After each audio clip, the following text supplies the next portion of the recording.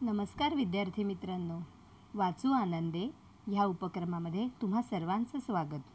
आपण पुन्हा एकदा इयत्ता 5वी विषय मराठी बालभारती यामध्ये पाठ क्रमांक 4 सावरपाडा एक्सप्रेस कविता राऊत भाग 2 मध्ये उर्वरित भागाचे वाचन करणार आहोत. यापूर्वी भाग 1 मध्ये आपण पान नंबर 8 पर्यंत वाचले होते. आता तिथून पुढे मी सुरुवात करते. सर्वांनी ओळीवर बोट ठेवायचे आणि लक्ष द्यायचे. आधी पान नंबर 8, सर्वात शेवटचा भाग. स्वतःचा एक मुलगा आणि एक मुलगी असलेल्या सिंग दाम्पत्याने आपली दुसरी मुलगी म्हणून कविताचा सांभाळ केला. तिच्या धावण्याच्या गतीकडे विजेंद्र सिंग यांनी लक्ष पुरवले आणि त्याची प्रचिती म्हणजेच कविताचे यश. एका पाठोपाठ एक विक्रम तिच्या नावावर झळकू लागले. कविताच्या यशामुळे हर्सूल, सावरपाडा या भागास नवी ओळख मिळाली. आज केवळ राऊत कुटुंबालाच कविताचा अभिमान वाटतो असे नाही, तर संपूर्ण हर्सूल परिसराची हीच भावना आहे. नवी दिल्लीतील राष्ट्रकुल स्पर्धेत कविता जिंकल्याचे जाहीर होताच हर्सूल, सावरपाडा येथे जणू काही दिवाळीच साजरी झाली होती. स्पर्धेत विजयी झाल्यानंतर कविता आपल्या गावी येणार म्हणून सकाळपासून जो तो स्वागताच्या कामात गुंतला होता. कविताचे कौतुक करण्यासाठी गावोगावचे लोक हजारोंच्या संख्येने उपस्थित झाले होते. लेकीभोवती निर्माण झालेले वलय, तिच्या सत्कारासाठी घेऊन जाण्यास येणाऱ्या आलिशान गाड्या, पत्रकारांचा गराडा यामुळे आपली लेक लई मुठ्ठी झाली आहे याचे समाधान तिच्या आईच्या डोळ्यांमध्ये सहज वाचता येत होते.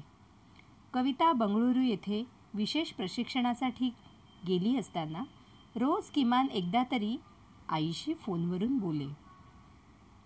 यावरून त्या मायलेकीचे गहिरे नाते दिसून येते. कविता सांगते, आईशी बोलल्यावर मनाला वेगळंच समाधान वाटतं. दिवसभरात जे झालं ते सर्व मी आईला सांगते. माझ्या त्रासाबद्दल मात्र तिला काही सांगत नाही, कारण ते ऐकून आईला उगीच वाईट वाटत राहतं. कविता हळवी आहे. प्रसिद्धीच्या वलयाने तिच्या स्वभावात काही फरक पडलेला नाही. बाप लेकीच्या नात्यातील वीणही तितकीच गहिरी. लहानपणी आपले बोट धरून चालणाऱ्या कविताच्या पायांमध्ये मोठेपणी इतके बळ येईल असे तिच्या आईवडिलांना कधी वाटलेच नव्हते. कविताच्या यशाचे सर्व श्रेय ते प्रशिक्षक विजेंद्र सिंग यांना देतात. जेव्हा कविता प्रतिकूल आर्थिक परिस्थितीशी झगडत होती, तेव्हा तिला आर्थिक मदत मिळावी म्हणून जो भेटेल त्या प्रत्येकास विनंती करण्यात विजेंद्र सिंग यांनी कोणताही कमीपणा वाटू दिला नाही. तेव्हा त्यांनी कमीपणा वाटू दिला असता तर कदाचित आज कविता या स्थानापर्यंत पोहोचू शकली नसती. गेल्या काही वर्षांपासून कविता कुटुंबापासून दूर राहत असली तरी तिने सर्वांचे प्रेम जपले आहे. घरचे सण समारंभ, उत्सव यामध्ये प्रत्यक्ष सहभागी होता येत नसल्याची खंत कविताला वाटते. बंगळुरूच्या क्रीडा केंद्रात कविताला तिच्या आवडीच्या अजून एका गोष्टीपासून दूर राहावे लागेल. ती म्हणजे वांग्याची भाजी आणि नागलीची भाकरी. कवितामुळे सावरपाड्याचे नाव आज सर्वदूर पसरले आहे. कविता तिथल्या मुलामुलींसाठी आदर्श ठरली आहे. आज कविता भारतातील अव्वल धावपटू आहे. PT उषा या धावपटूला ती आपला आदर्श मानते. ती खूप मेहनती आहे. धावण्याचा सराव ती मनापासून करते. आपल्या प्रशिक्षकांनी दिलेल्या छोट्या मोठ्या सूचनांचे कटाक्षाने पालन करते. कविताचे म्हणणे आहे, मेहनत करणे आपल्या हातात असते.